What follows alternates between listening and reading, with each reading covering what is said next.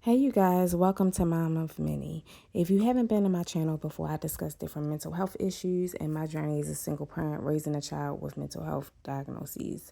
Let's talk about Carlee. So it is my personal belief that she was hallucinating when she saw that toddler. When you watch the video, you don't see anyone walking down the side of the street. And to be perfectly honest, she actually drove for a little while before she actually stopped, right? And so if she in fact did experience a hallucination, which I do believe. She had a break in reality and she saw that toddler, right? She would not have known that it was a hallucination. And let's be clear, she did not say, hey, I've been kidnapped, right? It was speculation that she was kidnapped because of the circumstances. She only reported that she saw Tyler and she pulled over to help.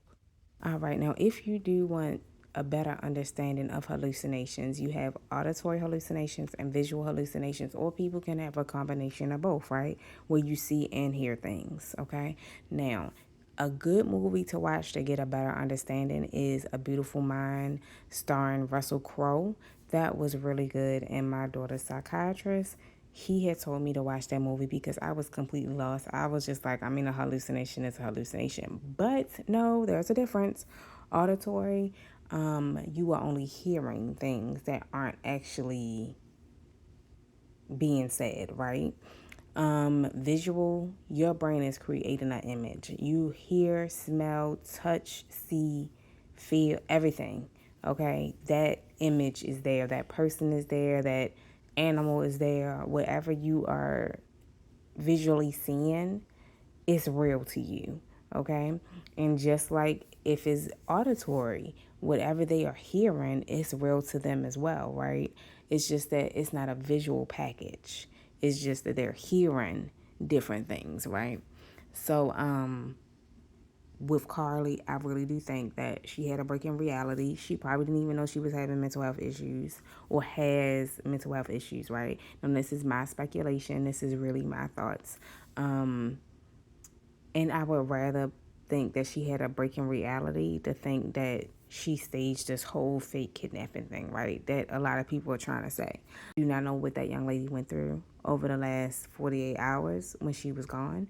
And truthfully, if she was having a break in reality, she probably has no recollection. She probably only remembers arriving back to the house, right? And didn't know how she got there, didn't know where her car was, didn't know anything. The last thing she probably remembered was seeing a toddler or pulling over her car, and that was it, okay? If you haven't been to my channel, my daughter Erica, she is diagnosed for various mental health diagnoses. We have experienced hallucinations, multiple personalities, various things over the last, I'm going to say 8 years. I'm very familiar with this.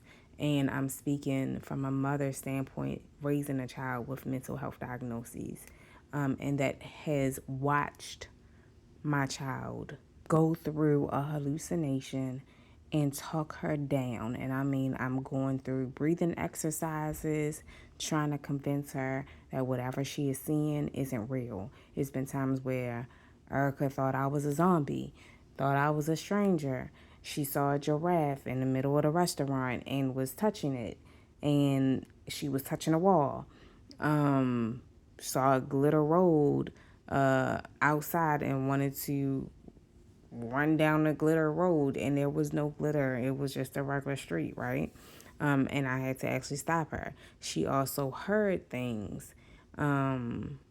So it's very complicated, and the brain is a beautiful, complex thing, but it can also be scary. Okay, so please give her some grace and let them investigate, let them figure out what's going on. It's not like they're going to be able to say tomorrow, oh, she's schizophrenic or she's bipolar. They can probably say, we believe she had a break in reality, right? But they're going to have to go through different testing, neurological testing, psychiatric testing, before they can really formally diagnose her, if it is the case.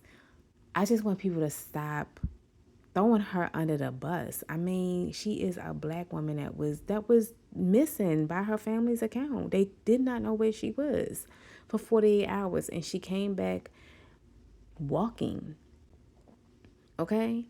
And yes, it is a speculation that she was missing, okay, or kidnapped. Because what do when you can't get a hold of your friend for 48 hours, or your daughter or your brother or your sister, right? And you done went by their house and they're not there. You file a missing persons report, right? And then it goes from there. The only difference is that she called 911 and said, hey, I see a toddler walking on the side of the street. That's the only difference. She made a call to 911, and then she called her family member and told them what was going on. That's the only difference. She could have been hallucinating and seeing people say stuff to her.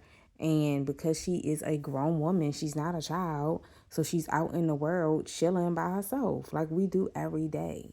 So she gets home and she tells her homegirl over the phone, yeah, somebody said something crazy to me today. And I didn't even understand why she was giving me all this heat. What you gonna do? You can't rebuttal. You can't say that didn't happen because you weren't there. Okay? But if you're with that person, like I was with my daughter when she was going through her hallucinations and was able to say, hey, it's nothing right there. That's not real. That's the only way you would know. Give her some grace and stop jumping to conclusions, praying for people, and then wishing they would get locked up and you don't even know the full story. Take other things into account because everything isn't always black and white. Sometimes it's gray.